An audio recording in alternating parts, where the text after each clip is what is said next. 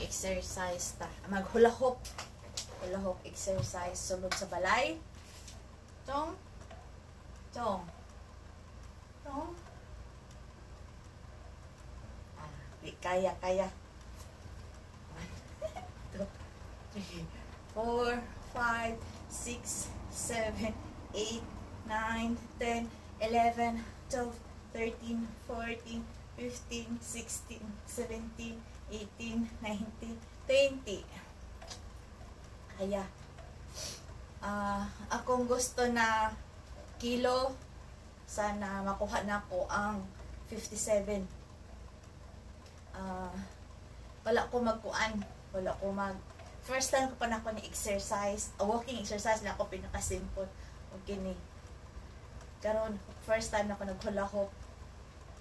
Since ako ay nag-diet food. Ang diet ko ay kuan, pagkain. Pagkain lang ko. Wala ko mag-extreme exercise.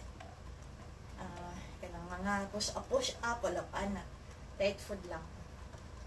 Mukhaon sa tamang pagkaon na isulod sa tiyan. Kay ang number 1 good makapag kuan extend sa katawan, makapag inflammation, number 1 ay rice. Wala masud ko ingon nga umuiwas ko sa rice. Sa adlaw lunch nag-rice ako or kanang gigutom ko na gusto ko magkaog rice. So before ko diet food, murag 63 kilos na siguro ko to. 63. Sa karon ay nag-down to siya ta 60. So 3 kilos na ang bawas na ako. 62, 63 basta na diha. So una akong legs naging slim. Ang rin naging slim tungod sa diet food. Simple lang, magulay. Ayaw ko na i-mention yung kalaksing gulay na akong gikaon. Basta yung usual lang ko pagkaon. Wala may alobati, wala dire stogini, walay kamunggay. So instead sa kamunggay, ako na lang i-mention anong mga broccoli,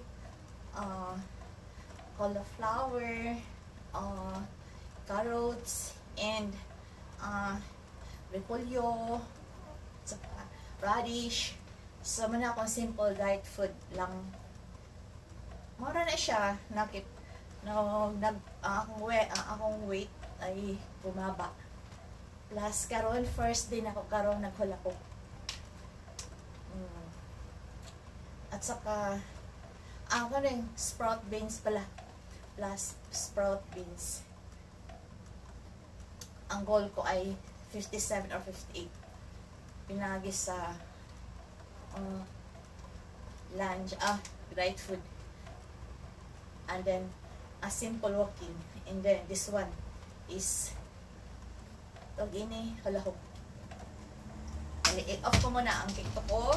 Okay. Last na. Basta siya.